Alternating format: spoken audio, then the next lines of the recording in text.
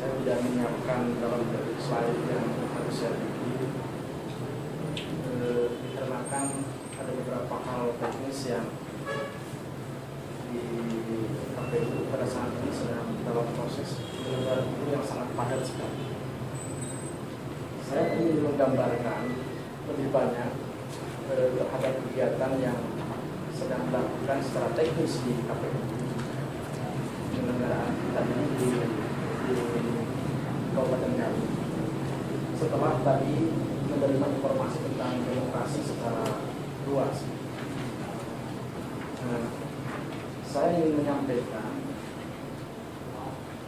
pertama, kegiatan yang seperti ini dilakukan, seperti kegiatan seperti ini merupakan wujud dari partisipasi masyarakat. Kita ketahui bahwa kalau bicara tadi sesuai tema yang diberikan kepada kami, kepada KPU, yaitu tentang pemilih yang berkualitas, pemilih pemula yang berkualitas. Kita ketahui bahwa berdasarkan implementatif yang kita ketahui, yang disebut dengan pemilih pemula itu, yang pertama, satu adalah memang yang pada saat itu berusia 17 tahun. Itu yang pertama. Jadi kalau KPU Garut, Kabupaten Garut menyelenggarakan pemilu tanggal 8 September 2013, maka pada saat itu sudah usianya sudah lebih dari 17 tahun. Maka di sini adalah mayoritasnya adalah anak-anak yang ada di kelas 2 di tingkat SLTA atau seusianya. Itu yang pertama. Yang kedua, pemilih pemula itu yang memang pada saat kemarin dia tidak pernah mengikuti pemilu. Di Garut ini ada komunitas-komunitas tertentu. Nah, karena memang kita bicara agak lokal, tadi misalnya bicara agak bersifat global, saya ingin turunkan di Garut bahwa salah satu kabupaten kita ini, di Kabupaten Garut ini, ada komunitas tertentu yang memang dia tidak mau milih. Nah, ketika tidak mau milih dengan alasan ideologi dia, saya punya imam tersendiri, seperti saya punya imam negara Islam Indonesia, saya adalah anggota dari Tentara Islam Indonesia, yang itu adalah warisan sejarah. Tetapi dengan usaha dan kerja keras masyarakat seperti kegiatan seperti ini, mereka ikut memilih juga. Dan juga signifikan juga suara.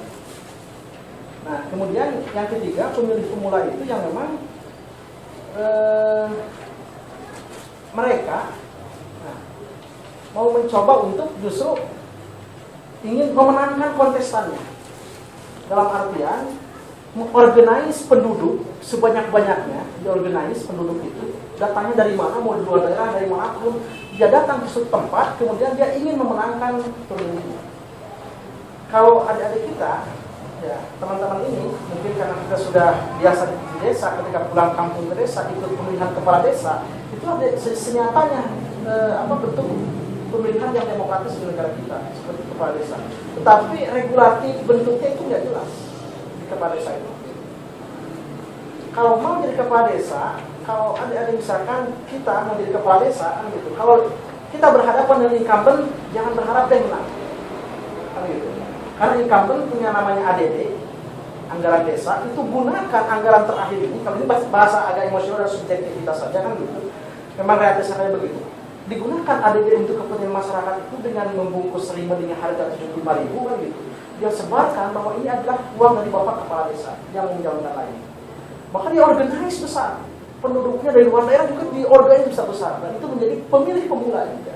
Pemilih pemula yang signifikan sehingga melawan incumbent relatif kalah. Karena memang mekanisme regulasinya tidak jelas, tidak ada panwas, tidak ada yang mengawasi, bentuk pengaduannya juga seperti pemilu, ada pilkada, ada PTUN, ada Mahkamah Konstitusi, ada Dewan Kehormatan kalau penyelenggara pemilu kalau salah itu seperti itu. Nah, tapi kalau kepala desa tidak terjadi. Dia mau organize saja. Jadi ada 3 pemilih pemula. Nah, ketika pemilih pemula ini sangat signifikan suaranya. Di Kabupaten Garut ini rata-rata ini mencapai angka 30% sampai 25%. Nah, jumlah penduduk di kita, data itu agak berbeda. Ini juga ada kerancuan. Data Mendagri yang mungkin teman-teman ada ini sudah memiliki KTP data iris ya, maka pernah dulu kan data elektronik kan, KTP elektronik pernah kan punya ya, ada yang punya ada yang enggak gitu. Nah, itu data yang diambil oleh Mendagri itu hampir merata di seluruh Indonesia. Di Garut data Mendagri ini 2,1 juta menurut Garut, 2.100.000. Tapi data di Dukcapil yang melakukan pendataan menurut dia datanya faktual tiap hari dia lakukan itu ada hampir 3 juta. Dan pertumbuhannya sangat cepat. Nah, ketika KPU menerima data tanggal 12 bulan 12 2012 kemarin, tepatnya bulan Desember tanggal 12 itu dari Mendagri kita dapat 2.100.000. Data untuk digunakan pilkada Bupati pada tanggal 12 April 2013 berarti berapa bulan kan? Hanya berapa bulan kan? Dari Desember, Januari, Februari, Maret, April hanya 4 bulan. Kita menerima data 2.997.000 orang, hampir mencapai angka 3 juta. Jadi dalam jangka 4 bulan ada pertumbuhan penduduk yang begitu besar. Nah, juga harus dimaknai bersama nih, apa yang terjadi? Saya juga heran mempertanyakan kenapa ada data yang berbeda seperti itu. Bisa saja karena data Kabupaten Garut ini dijadikan konsumsi bahwa kita ini kabupaten tertinggal, kabupaten miskin di Jawa Barat. Nah, ini juga bahan-bahan kajian. Apakah pemerintah tidak ingin meningkatkan dari kemiskinan itu agak meningkat, agak hebat sedikit, itu tidak miskin amat atau miskin di Jawa Barat atau miskin di mana gitu. Nah, data ini juga adalah 800.000-nya itu adalah penduduk miskin di Kabupaten Garut ini. 800.000 kakak kepala keluarga. Jumlah kakak di Kabupaten Garut ada 1.500.000. Nah, 800 kakaknya hampir setengahnya itu adalah permiskinan. Di Dukcapil bisa saja mengolah data ini juga untuk merawat kemiskinan kita. Karena dengan semakin kita dikatakan miskin, semakin banyaklah bantuan dari pemerintah dari pusat dari sana. Nah, ini emosional lagi, emosional kan subjektivitas. Tapi faktanya seperti itu. Tidak ada usaha di kita untuk meningkatkan bahwa Kabupaten itu menjadi agak tidak miskin. Nah, ini makanya nanti kalau ada pemerintah kita dipuji itu betul kan gitu nanti. Apakah juga ini yang hadir di sini para intelektual, calon intelektual mau dikategorikan termiskin atau memang kategorinya sangat kecil? Kalau jumlah penduduknya banyak, yang berkualitasnya sedikit kan jadi dianggapnya kan IPM kita sangat rendah. Nah, ini juga menjadi bahan. Nah, kembali lagi kepada tadi pemilihan di Kabupaten Garut. Jadi pemilih yang berkualitas itu, nah pemilih yang berkualitas yang memang mereka bisa memikirkan bukan hanya teknis. Nah, kita sampaikan karena sosialisasi dalam bentuk pemahaman seperti ini bahkan menimbulkan sebuah asumsi yang agak salah mungkin di kami, tapi ini apakah fakta atau bukan? Itu harus dalam bentuk penelitian. Asumsi kita bahwa semakin cerdas orang, semakin banyak sosialisasi ke masyarakat dalam kegiatan pemilu, maka semakin rendah partisipasi masyarakat misalnya. Jadi semakin kita sosialisasi banyak kan gitu, semakin rendah partisipasi masyarakat itu. Yang kedua, semakin banyak sosialisasi kepada masyarakat, pemahaman kepada masyarakat, semakin banyak tuntutan dan gugatan. Salah sedikit karena tahu aturan gugat. Apakah betul atau tidak, tetapi kita lihat faktanya di Kabupaten Bandung, Kota Bandung yang kemarin kita menyelenggarakan pilkada, anggaran pemilu, anggaran sosialisasinya 3,5 miliar. 3,5 miliar, jumlah penduduknya tidak seperti besar Kabupaten Garut, tapi 3,5 miliar, digunakan seluruh media televisi, dia gunakan media lokal, regional yang sudah nasional seperti PR, tiap hari terus kegiatan pemilu diungkapkan, kegiatannya maksimal, tapi partisipasi pemilih tidak mencapai angka 60%. Bahkan rendah, bahkan lebih kurang, bahkan hampir mencapai angka nadir, tidak mencapai angka 60%. Jadi semakin banyak orang memahami, maka semakin orang kesal juga. Maka kualitas ini juga memang menjadi tertumpuan. Nanti memilih kita itu siapa yang kita pilih tergantung juga calonnya, kan gitu. Calon yang dipilih, calon yang dipilih oleh kita.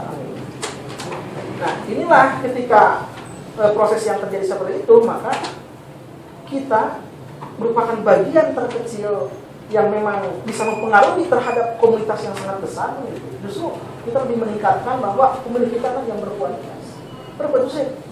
Bagaimana kita bisa menentukan pilihan itu berdasarkan pilihan dan nuraninya, dan berdasarkan analisa dan pemahaman yang tajam terhadap calon tersebut. Itu juga jadi problem. Tapi kalau orang yang berkualitas juga memahami hal itu, kadang-kadang dia mengambil pilihan. Apa pilihannya? Tidak memilih. Apakah golput itu bukan pilihan? Pilihan juga, tapi pilihan untuk tidak memilih. Itu dibenarkan juga oleh undang-undang, kan? Asal jangan dikampanyekan. Nah, apakah memang karena masyarakat kita berkualitas yang tinggi sehingga mereka nggak mau memilih? Akhirnya memilihlah orang-orang yang, jadilah yang terpilih itu orang-orang yang memang dia berdasarkan iming-iming yang pragmatis, berdasarkan berjuang yang hebat. Kata berjuang ini menjadi slogan bagi para kompetitor atau penyelenggara atau calon-calon baik legislatif maupun bupati. Seperti halnya begini, kalau dalam pertemuan ini misalkan saya sedang kampanye jadi bupati. Mari kita berjuang, kita tegakkan keadilan kita. Mari kita bangun masyarakat kita yang ada di pedesaan, yang di kampung sana semua, kan gitu. Kita siap berjuang, masyarakat kita siap berjuang. Nah, tanya kan gitu, siap berjuang nggak? Kan gitu. Maka jawabannya, kalau saudara-saudara sekalian itu memang tidak ada yang membisiki di belakangnya, kan gitu. Berjuang itu apa, kan gitu. Dia pasti siap berjuang. Bahkan nggak ngomong sedikit pun, siap berjuang, siap berjuang, kan gitu. Yang penting hadirnya semua. Tetapi kalau oleh tim kampanyenya ketika yang hadir itu kemudian sudah diiming-imingi, apa itu berjuang itu? Bapak nanti ya, dengan Bapak ini nanti yang kampanye itu, Bapak kalau pulang misi ABCN nanti akan dikasih beras, baju, dan uang. Semangat kan gitu, masuk ke satu-satu. Maka ketika dikatakan, dan ini kata perjuangan Pak, berjuang itu harus ada beras, baju, dan uang. Masuklah semua kan begitu. Nah, ketika kandidat itu ngomong kan gitu, mari kita berjuang, siapa? Kan gitu. Berjuang, Allahu Akbar. Semangat kan gitu. Karena tahu gitu kan gitu. Ini belakangnya beras, baju, uang. Itulah fakta yang terjadi di kita. Memang secara idealisme kita bingung juga ini apakah money politik, kos politik atau apa.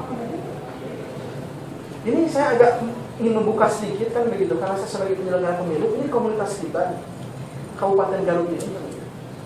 Di Garut ini ada kantong, jangan dulu ke arah sana, ke arah selatan. Ini daerah kota saja. Yang disebut kota ini Tarogong Kaler, Tarogong Kidul, Garut Kota termasuk ini. Ini ada termasuk Garut Kota kan gitu. Ini adalah kantong-kantong massa besar. Kantong massa besar ini dia punya tempat-tempat tertentu. Jadi kalau tadi istilah Pak Angisan saya pikir yang demo itu gampang di sini kan gitu. Tinggal siapkan uang minimal 50.000, maksimal 30.000, maksimal 50.000, mau berapa 100.000 massa siap. Nah, ada kantong-kantong massa itu. Nah, kantong massa itu kalau di sini kita lihat ini Sidakula di belakang. Ya, di Sidakula ini ada kantong massa. Di belakang ada kaum loba, mungkin orang Garut, semua orang Garut ya di sini. Orang Garut ya semua. Tahu kan? Ada ini orang Garut semua di sini. Orang Garut pasti kan warga kita sendiri biar tahu saja. Ini kan kaum loba ini kantong massa. Kalau bapak terus yang satu lagi di Sidakula. Tahu kan Sidakula? Jalan Guntur. Nah, jangan jauh tuh ke Sidakula apa yang di sini tadi itu Daya Harap. Yang Daya Harap coba masuk aja ke tempat rumahnya, rumah berdempetan seperti ini kan begitu. Karena saya kira sosialisasi ke tiap pemilih itu kita lakukan dengan berbagai cara, berdempetan ke gang kecil. Gitu. Sudah gang kecil masuk belokan lalu masuk ke Cubruk, tahu nggak Cubruk? Selokan tempat orang buang air besar. Bulan impor kan gitu. Sangat berdempetan sekali. Ketika pemilu dia tidak berpikir lagi ini hebat. Ini lulusan UI, ini lulusan profesor doktor apapun, tidak tahu. Yang penting bahwa waktu pemilu ada yang memberikan perjuangan, ya pasti. Selesai kan gitu. Maka ketika masa mau suara kita habis di sini, maka dibuanglah tempat-tempat minimal 300.000, 400.000 habis. Karena pemilih berkualitasnya mereka memikirkan, ini nggak milih saya. Kalau pemilih berkualitas itu adalah pemilih pemula, mereka tidak kualitas dan tidak menentukan pilihan yang baik. Ada 360.000 jumlah pemilih kita 1.800.000. kali 20% atau yang minimal 20%, maksimal 30%, itu sekitar 360.000 yang tidak menggunakan hak pilih. Itu pemilih pemula, belum pemilih yang lain. Ini kan gitu, ini menjadi PR besar untuk suasana yang seperti ini. Lantas pertanyaannya, apakah pilkada langsung ini juga memang masalah kan gitu? Tadi saya sampaikan misalkan gitu, bahwa apakah harus diganti pilkadanya? Apakah harus diganti lagi oleh DPR-nya? Jarod pernah mencoba lagi. Ketika Cheng Fikri turun dari bupati, yang Pak Diki Chandra itu mundur, sebelum Pak ini mundur, Pak Diki Chandra mundur dulu terlebih dahulu, digantikan wakilnya. Untuk memilih wakil saja itu butuh anggaran 2,5 miliar. Untuk milih satu wakil bupati. Yang resminya sekitar 1,5 M, tapi kan yang lain-lainnya yang di luar terselubung itu, saya tahu betul itu hampir mencapai angka 3 miliar sampai 2,5, minimal 2,5 miliar sampai 3 miliar, bahkan kurang sampai mencapai 4 miliar. Kalau misalkan 2,5 miliar dibagi 50 orang, berapa itu? Yang hanya milih wakil bupati saja. Jadi kalau ada informasi bahwa anggaran pilkada mahal, iya mahal. Tetapi mahal itu dibagikan kepada seluruh masyarakat yang ada di Kabupaten Garut. Berapa jumlah pemilih kita? 1.800.000. Saya kalkulasikan bahwa masyarakat Bapak ini ada di kita semua kan gitu. Masyarakatnya tukang becak semuanya itu nyumbang untuk pemilu kalau satu putaran 12.500 per orang. Dan uang itu dikembalikan lagi kepada siapa? Penyelenggara pemilu tingkat TPS. Kita ada 50.000 penyelenggara pemilu. Tingkat ekonomi menyebar, menggeliat seperti pembuatan spanduk. Teman-teman saya sekarang ada yang jadi kaya raya ujung-ujung karena bisnis spanduk.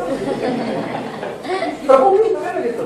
Nggak pernah sekolah, nggak pernah apa, tukang demo, udah saya demo bikin usaha, dikasih modal, dia bikin nggak usaha. Sekarang jadi miliarder kan gitu. Kadernya di mana-mana gitu. Itu menggeliat gitu. Artinya ini anggaran untuk pilkada itu yang besar. Seperti Garut, itu berapa? 47 miliar untuk pilkada. Itu 2 putaran. Kalau 1 putaran itu sekitar 35 miliar. 35 miliar itu kalau lolos kalau juga 2 putaran itu paling sekitar 27.000 per orang. Tapi untuk milih satu anggota wakil bupati saja di Garut kemarin hampir menghabiskan anggaran 2,5 miliar dibagi 50 berapa saja kan? Berapa? 5 kali 5, 25, hampir 50 juta per orang. Jadi dikatakan biaya pilkada mahal, kan gitu. Nah juga, gitu. Karena Anda kembali. Nah, ini ada sebuah hipotesa atau perkiraan kita kan gitu. Atau juga asumsi. Atau memang ada fakta yang menyampaikan kepada kita walaupun bukan penelitian gitu. Ketika pemilu sekarang berkembang, justru siapa yang menikmatinya? Siapa itu? Perusahaan leasing. Gitu. Leasing itu apa? Seperti Adila yang itu kan meningkat ketika pemilu. Kenapa? Penyelenggara pemilunya kredit laptop kan, kredit motor kan gitu.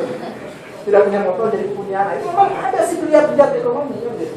Dibandingkan dengan pemilu kemarin waktu milih wakil bupati saja. Nah, artinya bahwa memang masyarakat kita ini kan gitu. Sistemnya sudah dikatakan ya sekarang ini demokrasi yang paling tepat.